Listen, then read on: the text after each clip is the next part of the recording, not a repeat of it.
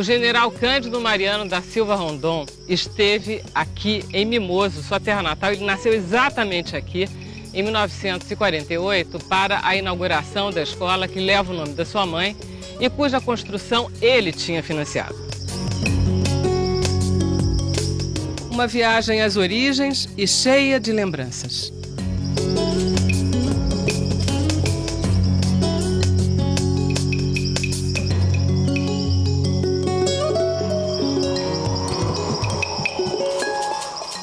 Com 83 anos, Rondon já era conhecido como desbravador do oeste brasileiro, o protetor dos índios e tinha sido indicado para o Prêmio Nobel. Rondon foi essencialmente um militar, um patriota, um positivista. Era um homem sério, íntegro, minucioso e determinado. No final da sua vida, ele aceitava modestamente, mas sem falsa modéstia, as homenagens que lhe eram feitas pelos governos, pelas lideranças indígenas, pela comunidade científica. É porque ele devia se lembrar daquele menino de Mimoso, Cândido Mariano da Silva, que, órfão de pai e mãe, saiu daqui aos 7 anos e conseguiu conquistar o respeito e a admiração do mundo inteiro. Filho de um vaqueiro pantaneiro. O pai era um vaqueiro, Cândido Mariano da Silva, um caboclo, um vaqueiro pantaneiro. De uma índia, descendente direta de índios Terena e Bororo. Rondon não chegou a conhecer o pai. Quando Rondon nasceu, o pai já havia morrido há alguns meses. E a mãe morreu quando ele tinha 2 anos de idade. Quer dizer, para qualquer um que você começa a contar uma história dessa, já com 2 anos de idade você fala, a vida desse menino não vai ser fácil. Ele não vai conseguir ser nada além do que um vaqueiro, um pantaneiro, um pescador pantaneiro. O menino Cândido foi criado pelo avô materno e pelas mãos do tio se mudou para Cuiabá, onde aprendeu as primeiras letras. A cidade era pequena, mas oferecia mais recursos que a localidade de Mimoso, onde nasceu. Se tornou soldado, com o objetivo único de seguir para a capital do país e ingressar na imponente escola militar que funcionava na Praia Vermelha. 6 anos depois, estava formado nos cursos de Estado-Maior e de Engenharia. E também se tornou bacharel em matemática e ciências físicas e naturais. Ele é um homem que tem origens rurais, origens numa cidade muito pequena de Mato Grosso e que encontra e dialoga com esse mundo e vem para o Rio de Janeiro, faz aqui toda a sua formação e toma no Rio de Janeiro contato com teorias, com ideias, com uma formação acadêmica, uma formação e um preparo como oficial e como militar, como engenheiro militar também, que vai dar a ele, acho que, todo um instrumental de formação, mas também de um homem de prática, né, de atuação prática, para lidar com problemas que eram muito grandes no século XIX, né, e particularmente da atuação do Rondon nas questões das comunicações, da interiorização das comunicações, que vai ser a grande obra dele como homem público, acho que a grande marca dele e a grande contribuição. Em fins de 1889, Rondon foi designado para auxiliar o Major Gomes Carneiro na instalação de linhas telegráficas rumo ao interior do país.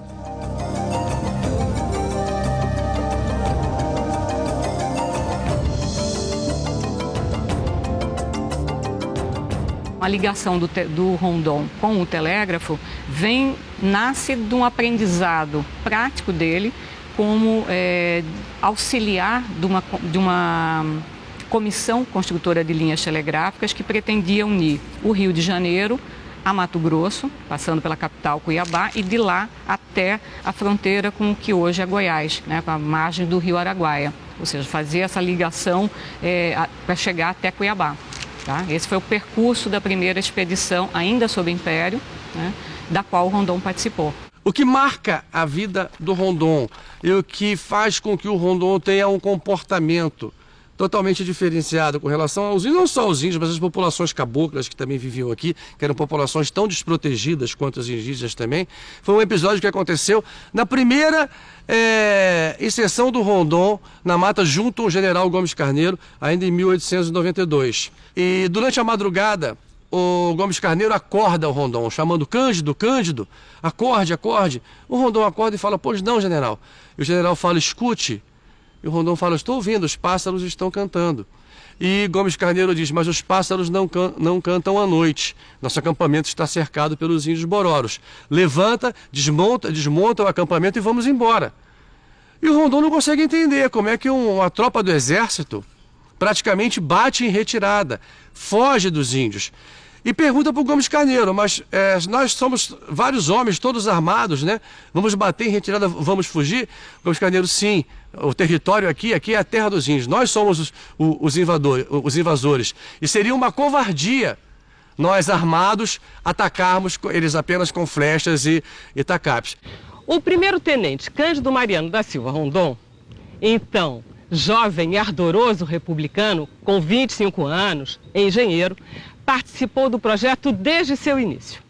25 anos depois, a 1º de janeiro de 1915, ele inaugurava aqui a Estação Telegráfica Santo Antônio do Madeira, ligando definitivamente a atual Porto Velho ao Rio de Janeiro. Era preciso integrar melhor o extenso território nacional, que desde os tempos dos bandeirantes não recebia muita atenção. O telégrafo, naquela época, era a forma mais eficaz de comunicação. A ligação através do telégrafo se reduzia ao Rio de Janeiro, algumas das capitais do Nordeste e parte também do sul, do sul do Brasil, né? Principalmente no caso do sul do Brasil, em função da fragilidade que se percebeu durante a Guerra do Paraguai, da ausência de mecanismos rápidos de comunicação. A segunda expedição, da qual ele já é o titular, né, o responsável, a pessoa que vai comandar a expedição, ela é formada em 1900. De 1900 até 1906, e a construção da linha telegráfica de Cuiabá até a fronteira com a Bolívia e com o Paraguai, né, atravessando todo o Pantanal de Mato Grosso, todas as cidades que hoje formam, grande parte das cidades que hoje formam Mato Grosso do Sul, né? Três Lagoas, Ponta Porã, Aquidauana, a própria Campo Grande, né, e várias outras estações menores. A distância dessas regiões não podia ser medida apenas em quilômetros. As dificuldades de acesso e de circulação das informações eram imensas. A ligação entre Mato Grosso, entre Cuiabá, mas e outras cidades de Mato Grosso com a capital federal, ou mesmo ainda com a corte, se fazia de navios, né?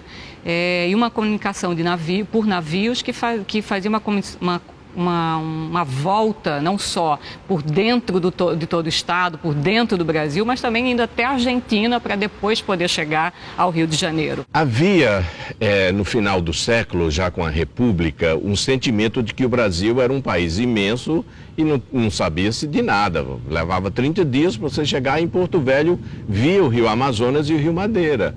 Então era um troço difícil, qualquer notícia levava 30, 60 dias para chegar nos cafundós do Amazonas. E até então toda a comunicação se fazia por navio, né, 2 meses para chegar cartas, né, jornais também divulgava-se, enviava-se jornais do Rio de Janeiro, revistas por assinatura e tudo mais, mas chegavam 2, 3 meses depois ao seu destino, né? As próprias notícias, por exemplo, sobre a proclamação da República, chegaram em Cuiabá 1 mês e meio depois. A tarefa da expedição era das mais árduas. A cada dia, naquele pedaço desconhecido do território brasileiro, surgiam novas e enormes dificuldades. Primeiro, a hostilidade dos índios, que ele teve que conquistar a confiança dos índios. Depois, a própria dificuldade nos terrenos, em superar obstáculos, em atravessar rios, em montanhas, áreas com muitas pedras, com muitas árvores, com muito tudo, a dificuldade, e também de manter o grupo unido em torno de um propósito, não só a elite que vinha junto com ele, mas também o pessoal que vinha para o trabalho de força bruta, mantê-los unidos, disciplinados e objetivados naquilo que deveria ser feito. Nesse momento nós temos um processo de imigração de europeus para o Rio de Janeiro, para São Paulo, para Minas Gerais, para as plantações de café. Aqui não tinha uma economia tão forte, eram as drogas do sertão. Então, era borracha também. E o Rondon, então, ele diz, vamos utilizar essa mão de obra existente, esses índios, vamos educá-los para o trabalho, para outro modo de vida. Então, acho que isso, em termos da sociedade ocidental brasileira, é importante, ele vai fazer e ele Eu acho que aquele grupo que estava fazendo a República é um grupo que estava criando uma nova identidade no Brasil. O Rondon, em vários momentos do livro, em vários momentos da vida dele, ele deixa bem claro que ele não conseguiria realizar o trabalho que ele realizou se não fosse a participação, o apoio e o trabalho dos índios. Os índios conheciam a região, sabiam os melhores caminhos, então ele contou com a ajuda, com a informação, com o conhecimento, com a sabedoria e com o trabalho braçal, sim, por que não dizer, de várias nações indígenas espalhadas ao longo dos quase 2.000 quilômetros de território de Mato Grosso, por onde ele atravessou na construção da linha telegráfica.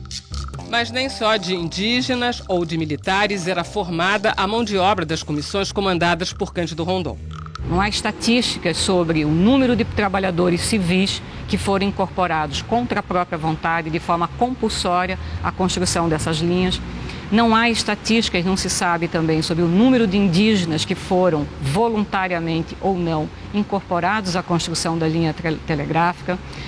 Sabe-se, tem poucos registros sobre isso, sobre grupos de populações urbanas, inclusive, envolvidas ou não em alguns motins, revoltas ou pegas mesmo em casas de correção e de detenção e que foram levadas, deportadas para essas regiões e que foram incorporadas à construção como se fossem militares. Enfim, um trabalho organizado em feitio militar, em grande escala, o que incorporava centenas de soldados, mas incorporou também centenas ou talvez milhares de trabalhadores civis que não pediram para entrar na Comissão Rondon e nem eram assalariados. As expedições se seguiam uma após a outra. Havia sempre uma nova região a ser explorada e integrada. Era preciso ligar Cuiabá à bacia do Rio Amazonas.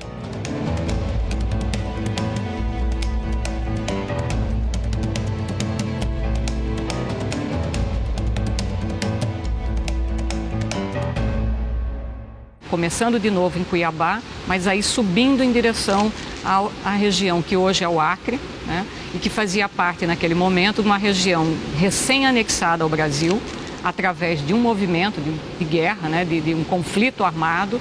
Então a anexação do Acre, então de novo o telégrafo cumpre essa função também de estabelecer a ligação dessa porção recém-incorporada ao Brasil com o governo central, com a região central, com a capital federal e com o restante desse território brasileiro. Até então, isso aqui era apontado em todos os documentos históricos como região desconhecida. Ele fez um trabalho de mapeamento dessa região, de estudo antropológico dos costumes dos indígenas, deu nome aos rios, identificou quais eram as foz, os comprimentos dos rios, enfim, fez um trabalho geológico, cartográfico dessa região e por conta disto é que Rondônia efetivamente existe. A Comissão Rondon, ao longo dos seus 20 anos de funcionamento, esticou pelo menos 6.200 quilômetros de fios telegráficos e inaugurou 71 estações como esta aqui de Ji-Paraná, que é uma das poucas construções que restam dessa época. Veio não só abrindo um picadão e lançando essa linha telegráfica, como também estudando a botânica, a geologia, as pessoas, tinha um respeito muito grande pelas pessoas que ele encontrava, que ele sabia, que moravam aqui, não só os índios, mas também as populações tradicionais aqui dessa região, e veio abrindo um local de uma forma única. Ninguém entrava aqui no meio, no coração de onde hoje é Rondônia, não só pela mata, pelas condições climáticas e etc., mas também pelos índios que aqui habitavam, que eram considerados um obstáculo. Não tinha nem seringueiro ali. Os seringueiros estavam próximos aos rios que hoje contornam o estado, mas ali o meio ele foi o primeiro realmente a passar e de uma forma maravilhosa. Gostava de registrar tudo, fazia relatórios com minúcias, inclusive, da sonoridade dos batuques dos índios que ele encontrava pelo caminho. Se ele soubesse, talvez, fazer partitura, ele teria esse cuidado de fazer as partituras nos relatórios dele. Tamanho era a abnegação dele pelo meio em que ele estava. A grande marca, talvez, da comissão, ou das comissões que ele comandou e que acabam sendo chamadas no singular como Comissão Rondon, mas foram várias, tem esse caráter de ser uma penetração, que ele pretendia, ordenada dos territórios por onde passavam. Uma região com ocupação humana, sem dúvida, ocupação produtiva também, mas que era considerada, por quem olhava da região central do Brasil, né, naquele momento, como objeto dessas intervenções e de necessidade para estabelecer uma comunicação mais rápida e principalmente para administrar esse território ainda tão distante do governo central. Rondon detinha a informação. Rondon conhecia os caminhos, Rondon sabia onde estavam as terras agricultáveis, onde estava o minério, onde estava o ouro, as pedras preciosas, onde estava a água. E ele não guardou essa informação para ele. Ele disponibilizou essa informação ao país. Ele possibilitou com que o país pudesse se programar, se organizar para ocupar um território brasileiro que ainda não estava ocupado e que era totalmente desconhecido. O trabalho do Rondon revelou o Brasil aos brasileiros. Depois do intervalo, a aventura de Rondon com o presidente americano em plena selva e o desafio de desbravar todas as fronteiras do país.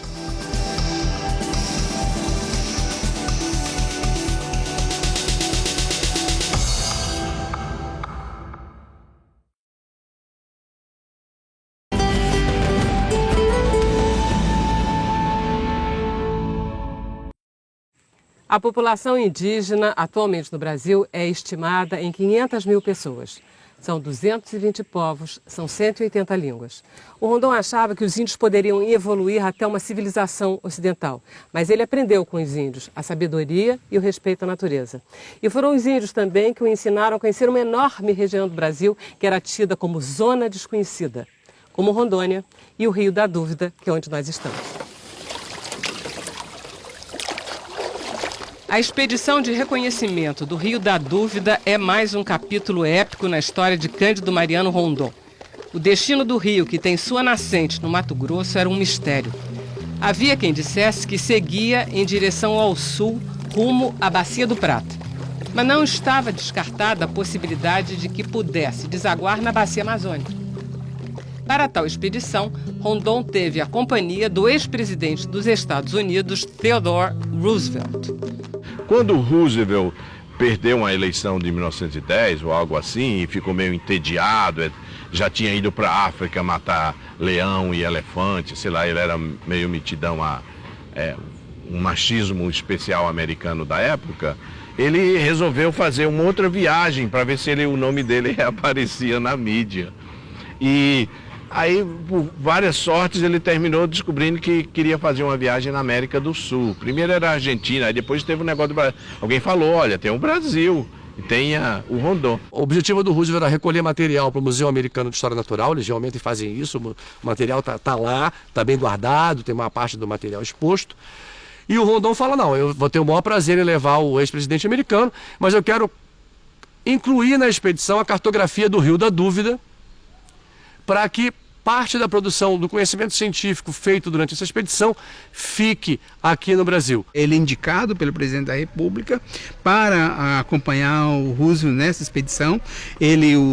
A fala dele, que a gente, pelos registros que tem, é que ele condiciona que essa expedição deve ser científica. Então ele condiciona que não deveria ser, digamos, um passeio, né, um turismo, mas agregasse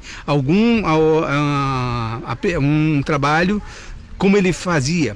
Qual era esse trabalho que ele fazia? Ele agregava e integrava suas equipes profissionais de botânica, de zoologia, geólogo, linguista, antropólogos. Para se encontrar com Rondon, o ex-presidente teve que contornar toda a costa leste da América do Sul, entrar no Rio da Prata e subir até a fronteira com o Mato Grosso. Em Corumbá se uniu aos brasileiros. O grupo seguiu até Cáceres e de lá se deslocou em direção à nascente do Rio da Dúvida.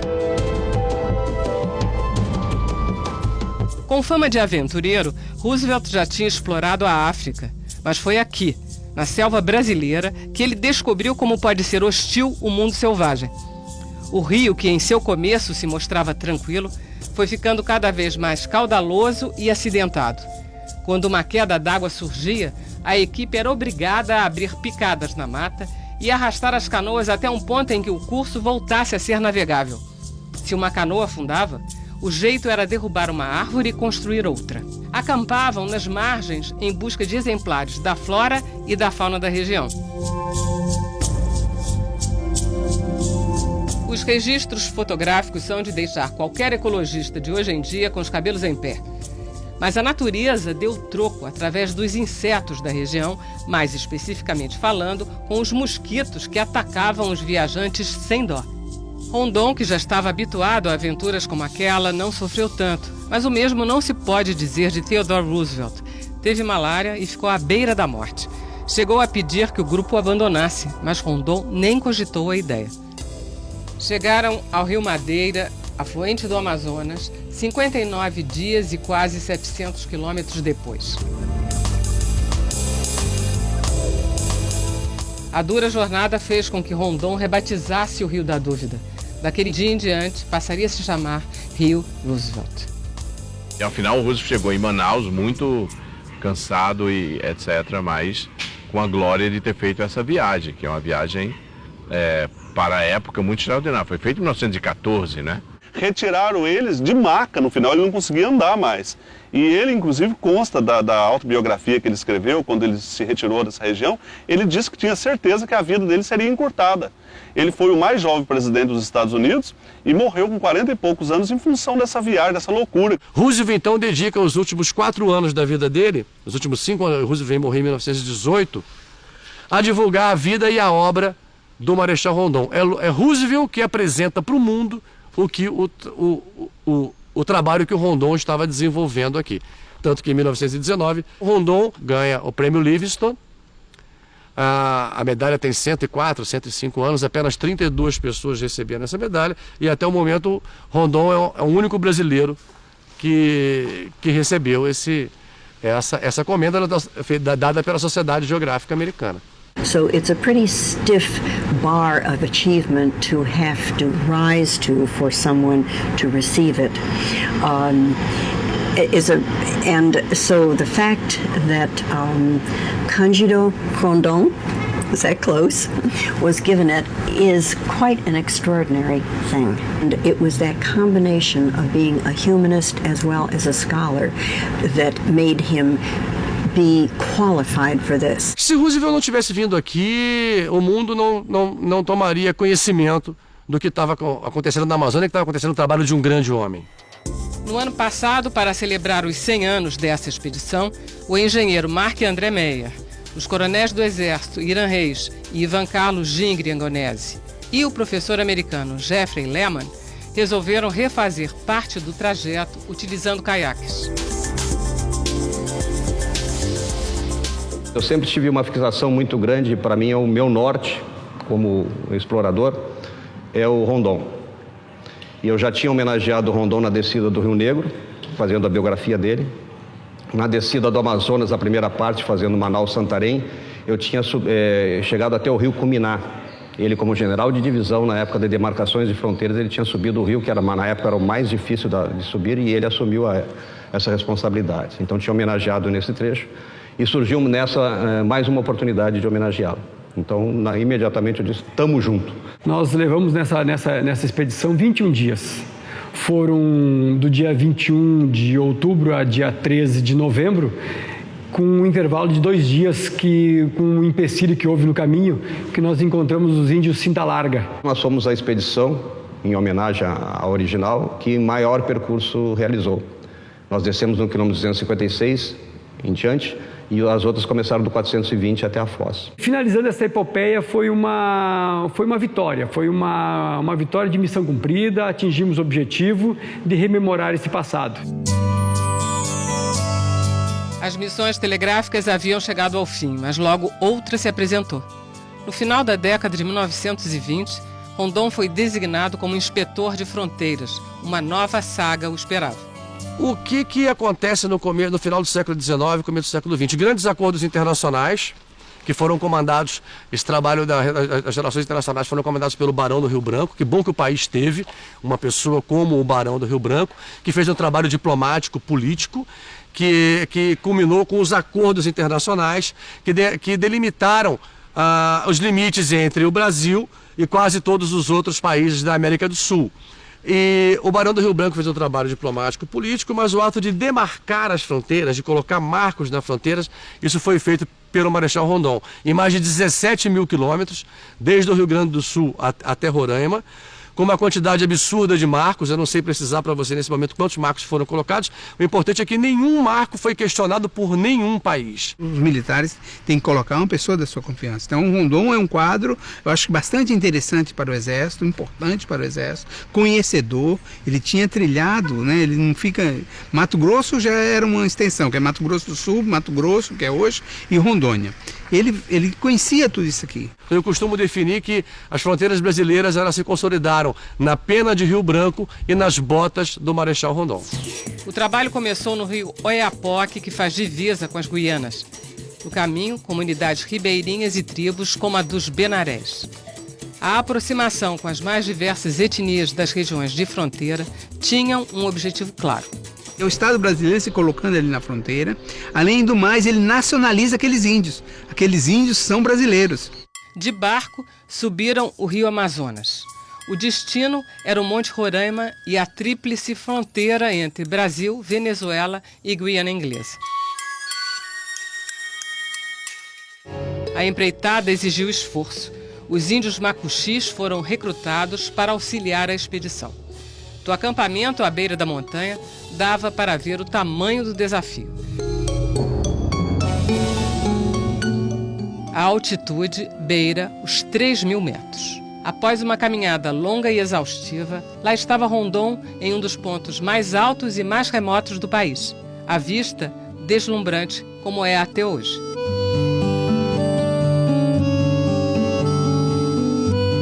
Para celebrar o feito, foram hasteadas as bandeiras dos 3 países que se encontram naquele local. Veio palmilhando essa fronteira em lugares que nunca ninguém tinha passado, outros sim, reencontrando marcos, lançando novos marcos, estudando a viabilidade da fronteira, militarmente falando, mas também do ponto de vista econômico, estudando as populações tradicionais que existiam ao longo da fronteira, onde tinha índio, onde tinha quilombola, onde tinha ribeirinhos, e propondo ações governamentais para que essa fronteira fosse mantida.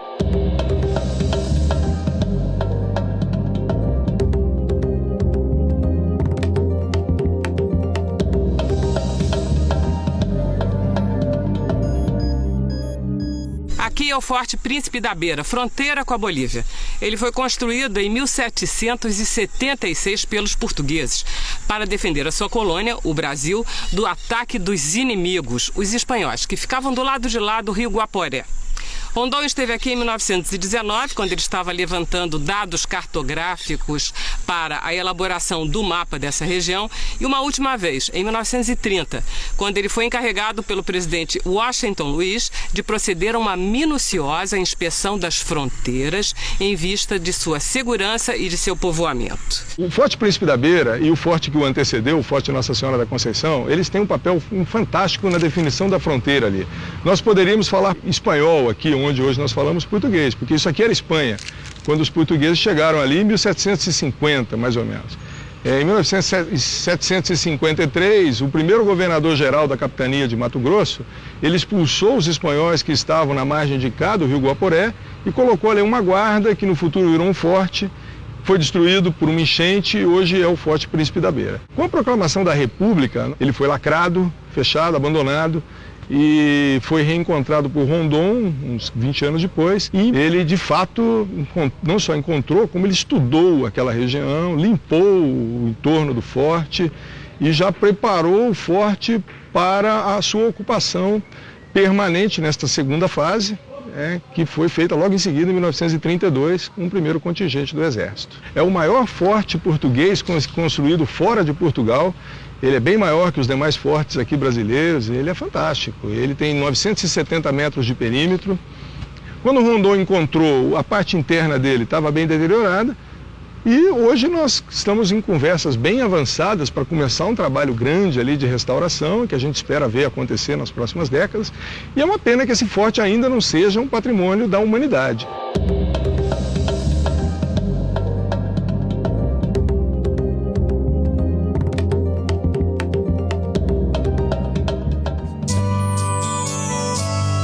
De aldeia em aldeia, de cidade em cidade, a inspeção de fronteiras seguiu até mais uma tríplice divisa entre Brasil, Paraguai e Argentina. Nos registros feitos pelo Major Luiz Tomás Reis, fiel companheiro de Rondon, imagens das cataratas do Iguaçu e do Salto das Sete Quedas, que viria a desaparecer depois da construção da usina de Itaipu. Esses registros fotográficos e cinematográficos feitos por Rondon foram um diferencial do seu trabalho desde as primeiras expedições. As imagens divulgadas pela Comissão Rondon sobre um Brasil ainda desconhecido dos grandes centros, um Brasil sobre o qual podia se ouvir falar, mas a visão desse Brasil nas telas do cinema ou através de álbuns fotográficos, até de postais, né, da circulação intensa dessas imagens através das páginas de revistas e dos grandes jornais, sem dúvida isso criou muito impacto. Estou falando de 1906, 1907, 1910, até a década de 20 toda, esses filmes ainda fizeram muito sucesso. Imagens de índios, imagens de danças, de rituais indígenas, imagens de grandes saltos e cachoeiras, de rios caudalosos, enfim, da floresta amazônica, né, da vegetação, enfim, do que fosse julgado atraente para esse público. Pode-se dizer que Rondon foi um pioneiro também na utilização de uma assessoria de imprensa para divulgar os resultados de suas expedições. Assim, com a aprovação da opinião pública, ficava mais fácil garantir a continuidade do trabalho. A cada local em que ele aportava, nos postos telegráficos, ele mandava um telego para as redações do jornal dizendo o que tinha detectado ali, onde ele estava a caminho de onde, qual era a previsão de chegar no próximo destino. Ele fazia uma descrição da viagem. Havia um escritório sediado no Rio de Janeiro, o escritório central da Comissão Rondon, que fazia essa interlocução, fazia um duplo trabalho. Fazia o que hoje a gente pode chamar de um trabalho de assessoria de imprensa, né?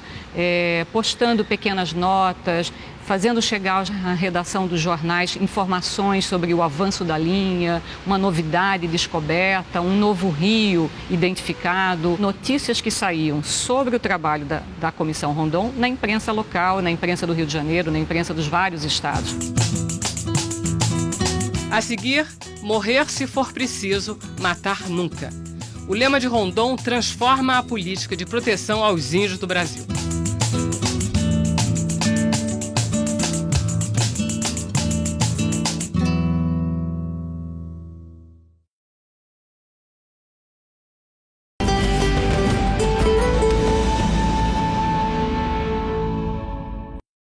Apesar de estarem aqui muito antes dos colonizadores portugueses aportarem em nossa costa, os índios sempre foram, e até hoje ainda são, ilustres desconhecidos para a maioria da população brasileira.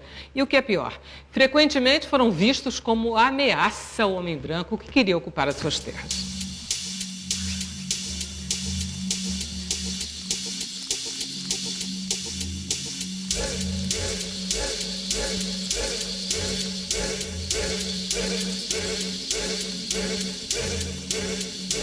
Não foram poucas as etnias dizimadas pela cobiça ou pela própria ignorância. Uma outra forma de tentar reduzir o atrito com os donos originais da nossa terra foi a catequese. Acreditava-se que só através dela era possível alcançar a socialização dos índios. Com o avanço das expedições do positivista Cândido Rondon pelo Brasil desconhecido, essa relação começa a mudar. O discurso dele, uma ação dele, não era de um confronto explícito de guerra, de luta, né? Mas era convencer esses índios a se integrarem à sociedade brasileira de forma pacífica. Como se integrar? Se integrar era ele dando essa educação para o trabalho, era ele regulamentando, reorganizando o espaço de vida desses índios. Quando ele regulamenta terras indígenas, quando ele coloca espaços para a colonização, abre espaço para a colonização, ele está fazendo esse ordenamento. E ele dizia que isso era possível fazer de forma pacífica, trazendo o índio para o nosso convívio. É um homem que também destoa, né? E que leva, acho que toda uma elaboração que vem também do apostolado positivista, que já havia uma elaboração de pensar de que forma poderiam fazer a incorporação dos indígenas à sociedade nacional, à sociedade brasileira, claro que como subalterno, como um cidadão de segunda ou de terceira classe, que precisaria ser educado, né, civilizado e depois, talvez, com um século, né, ser incorporado como brasileiro. O Rondon foi criado pelo tio dele, né? Os pais morreram muito cedo, ali perto de Cuiabá, em Le Verger, Santo Antônio do Le Verger, e teve uma vida de um filho de um pequeno fazendeiro que tinha uns talentos e muito cedo, com 15 anos, veio para a escola militar no Rio de Janeiro. Então, e naquela ocasião não aparecia índio Bororo, nem Terena, nem Guaná, nem nenhum desses índios apareciam, a não ser como curiosidades. Então, eu acho que Rondon não teve nenhum convívio com os índios na infância, nenhum. Toda a sua criação amorosa por os índios foi feita intelectualmente e emotivamente em função dessa intelectualidade. E desenvolveu, inclusive, estratégias de contato com os indígenas que depois vão sendo usados por outros, até pela própria FUNAI, né, depois, anos e décadas depois. O contato com os índios de forma não violenta, né, de conhecer a língua do índio para poder se comunicar com ele, oferta de presentes, enfim, essas são práticas, né, e políticas de contato com o índio que de fato diferem do que se fez, por exemplo, durante a construção de outras grandes obras públicas no interior do Brasil, no estado de São Paulo, por exemplo, onde se exterminou povos indígenas que desapareceram, guaranis, caingangues, né, são grupos que desapareceram. Ele foi atingido por uma flecha, um garoto, um índio iambiquara de 16 anos de idade. Os iambiquaras eram os índios bravos, eram ferozes, já conhecidos. Rondon estava em busca do lendário rio Juruena, nessa época, 1906, era bem começo da linha telegráfica que ligou Cuiabá ao Santo Antônio do Madeira, onde hoje é Porto Velho, e Rondon caminhava com alguns homens a cavalo na mata, quando um índio, um garoto de 16 anos, um garoto com 16 anos, ele já era um homem naquela época, avistou a equipe do Rondon e, para afugentá-los, atirou 3 flechas no Rondon. 2 não acertaram nele, o que é incrível, porque índio não erra flecha. O garoto fez aquilo para assustar o Rondon e a equipe do Rondon. Rondon não se intimidou. E a 3ª flechada veio exatamente no coração do Marechal Rondon. Mas ela foi barrada pela cinta de couro que o Marechal usava, uma cinta de apoio de coldre para carregar a arma. A cinta conseguiu bloquear o veneno que tinha na flecha. A flecha feriu o Rondon, mas ele não morreu. E é exatamente por não ter morrido que o Rondon conquista os iambiquaras. Ele não reage ao ataque dos índios, não permite que os homens que estavam com ele armados reagissem, muito pelo contrário, ele recolhe as armas e manda que um dos seus homens volte ao acampamento com as armas e fica na mata para encontrar os iambiquaras. Ele conversava com os índios e quando ele chegava, os índios se referiam a ele como grande chefe, que era uma titulação que só se dá àqueles a quem os índios admiram incontestemente, que são os chefes deles próprios. Alguns índios Bororo, os Bororo orientais, já tinham contato com a sociedade brasileira, mas os ocidentais não tinham. Então há um encontro inicial, né?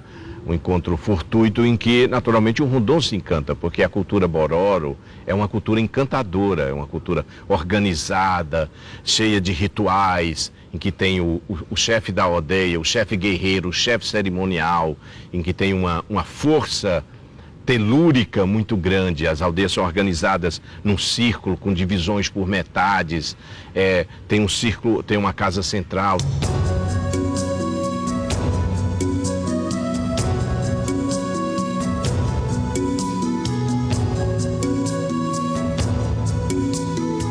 Então eu acho que os Bororo encantaram o Rondon. Foi um encantamento que fez com que ele sentisse dentro do seu peito não somente a história a ideologia positivista sobre o papel do índio, mas da sua própria vivência. Carne e osso, ele também é descendente de índios, né? A gente vê pela cara dele. Na medida que ele vai envelhecendo, mais cara de índio ele fica, né? Rondon assumiu o Serviço de Proteção aos Índios e Localização de Trabalhadores Nacionais. Um passo importantíssimo para frear a matança dos povos nativos e para a preservação de sua cultura. Se matava de muitas formas, se matava botando veneno nos lugares de verão onde eles buscavam água, se matava deixando roupa impregnada de gente que tinha tido sarampo, catapora ou varíola, em que os índios então usavam, assim, depois pegavam essas doenças, e se matava contratando umas pessoas que eram chamadas naquela época de bugreiros, isto é, matadores de bugres, que eram pequenas expedições, tipo pequenas bandeiras para matar índio. Isso ficou conhecido internacionalmente quando uma pessoa que participou dessas missões, dessa expansão, denunciou no Congresso Internacional dos Americanistas em Viena em 1907. Aí foi um escândalo. O Brasil está matando índios, está matando da forma mais cruenta que se pode matar. E esse escândalo provocou no Brasil, no governo de Nilo Peçanha, a necessidade de se criar um órgão para cuidar desse assunto. Aí ele convocou e convocou o Rondon, e naturalmente a ideia do Rondon, a imagem do Rondon já era muito forte. A criação das primeiras reservas indígenas seguia, no entanto, uma linha de raciocínio diferente da atual: socialização e proteção. Proteção no sentido também de reorganizar a relação que os povos indígenas tinham com, por exemplo, com donos de seringais, que escravizavam os índios. Então ele ia fazer esse ordenamento, ele vai dizer como deve ser, vai falar da escola, vai falar de oferecer um aprendizado profissional de carpinteiro, esses índios trabalhavam com ele na carpintaria, construindo os postos, na manutenção das linhas telegráficas. Então ele vai falar dessas condições de introduzir gado para os índios criarem seus rebanhos, de produção do cana-de-açúcar, produção de farinha. Inclusive ele pensava em ter um excedente para a produção externa, para vender. Então que os índios não produzissem, não era só para o consumo próprio deles, não. Ele criou o Serviço de Proteção dos Índios e, como um bom estrategista militar, ele esparramou por todo lugar. Mas tanto a política indigenista quanto a própria vida de Rondon sofreram um forte impacto quando estourou a Revolução de 30. O Rondon era um positivista. Ele foi contra a Revolução de Getúlio, a Revolução de 30, né? Por ser positivista e não acreditar em revoluções. Não, tudo é evolução, não revolução. Então, tinha esses princípios, né? E o Getúlio e o pessoal dele, mesmo sendo positivista também, como diversos eram, ficaram desconfiados do Rondon. Ele pede baixa, ele vai para a reserva e não interrompe, digamos, a sua colaboração direta. A possibilidade de reaproximação de Rondon com o governo central se deu por conta de uma disputa de fronteira entre dois vizinhos, Peru e Colômbia. Ele foi nomeado pelo Getúlio em 34 para ser o pacificador dessa região, para encontrar uma solução para essa disputa da Colômbia com o Peru sobre esse território.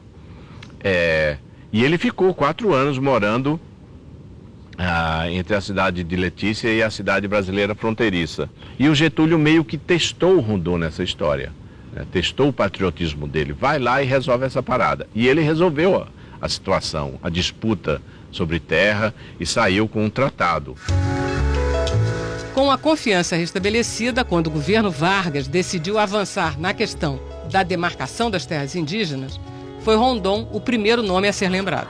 Ele é convidado depois, em 39, 40, para assumir a direção do CNPI, o Conselho Nacional de Política Indigenista, que era um órgão que deliberava dizer o caminho da ação indigenista brasileira.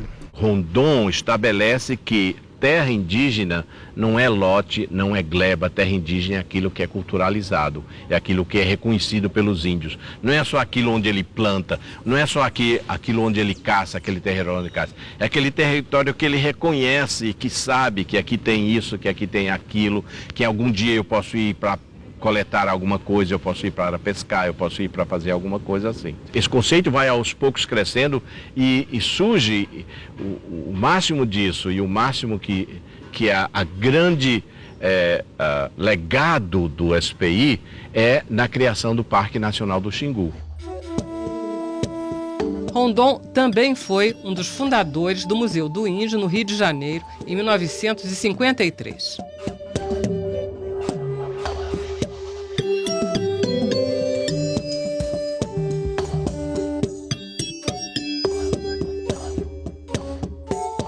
O conjunto das realizações de Cândido Rondon fez com que ele fosse indicado ao Prêmio Nobel da Paz. Seu cabo eleitoral era um nome de peso.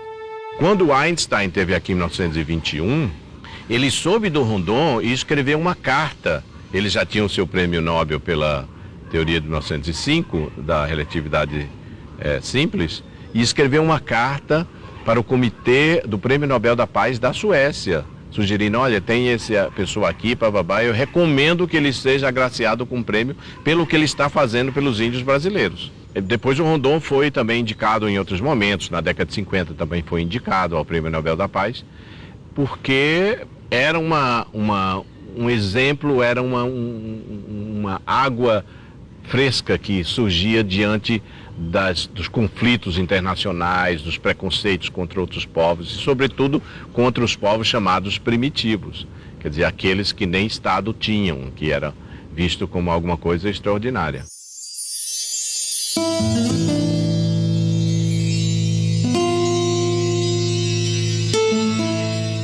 Foram muitos os tributos que Rondon recebeu. O Meridiano 52 Oeste, que cruza o Brasil de norte a sul, ganhou seu nome. Rondônia também é o único estado brasileiro batizado em homenagem a uma pessoa. Rondônia é um nome que foi cunhado pelo Roquete Pinto, Edgar Roquete Pinto, médico, cientista, antropólogo, um dos fundadores do rádio brasileiro, que o acompanhou numa das expedições, era encantado pela figura de Rondon, e ele batizou um livro dele de antropologia de Rondônia, que significava, na descrição dele, terra de Rondon. Então passou a se chamar Rondônia ainda quando Rondon estava vivo. Aliás, enquanto ele estava vivo, aqui passou a se chamar Rondônia, já tinha ruas e logradouros com o nome dele, ele já era uma pessoa bastante reverenciada em vida, né? E Rondônia é o próprio Rondon, traduzidos em bichos, matas, em sua própria psicologia, o jeito de ser. Se não fosse Rondon, não haveria Rondônia. A Rondon abriu as picadas que trouxe esses predestinados a descobrir essa então terra desconhecida, e em cima dessas picadas foi aberta a BR que trouxe os migrantes. Eu acho que as cidades que se formaram ao longo da BR-364 se formaram tendo como marco zero, como ponto inicial, os postos telegráficos deixados por Rondon. Em 1955, numa sessão solene do Congresso Nacional, Rondon recebeu as insígnias de marechal. A homenagem a Rondon, pela grandiosa obra de patriotismo a que dedicou a sua vida, é presenciada por numerosa assistência.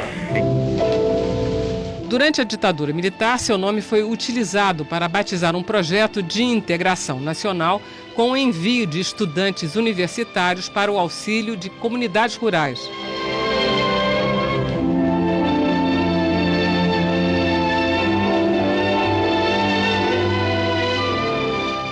O projeto Rondon chegou a ser extinto em 1989, mas foi reativado em 2004 e, desde então, já levou mais de 12 mil rondonistas a cerca de 800 municípios. O Rondon foi uma figura de proa que fez com que os brasileiros, na média, vissem que tinha uma figura fundamental defendendo os índios, e que os índios, dizendo que os índios eram parte essencial do Brasil. Mas nos últimos anos o nome de Rondon tem meio que esmaecido, um retrato na parede, né? E as pessoas não sabem a importância que ele teve, o legado que ele teve em relação aos povos indígenas, em relação a comunicações no Brasil e tudo mais. É um momento também da intelectualidade brasileira, da história brasileira recente, que vai ser ultrapassado e um dia vai se reconhecer em breve quem é o verdadeiro Rondon e qual foi o seu papel e por que é que nós somos um país melhor por causa do Rondon. I thought it was very interesting that Roosevelt said that he considered Rondon to be one of the 4 greatest explorers of his time. He ranked him with Roald Amundsen, Richard Byrd, and Robert Peary. That's quite some company at that time to be in. So I think he's someone that Brazil can be very proud of. Rondon teve 74 malárias.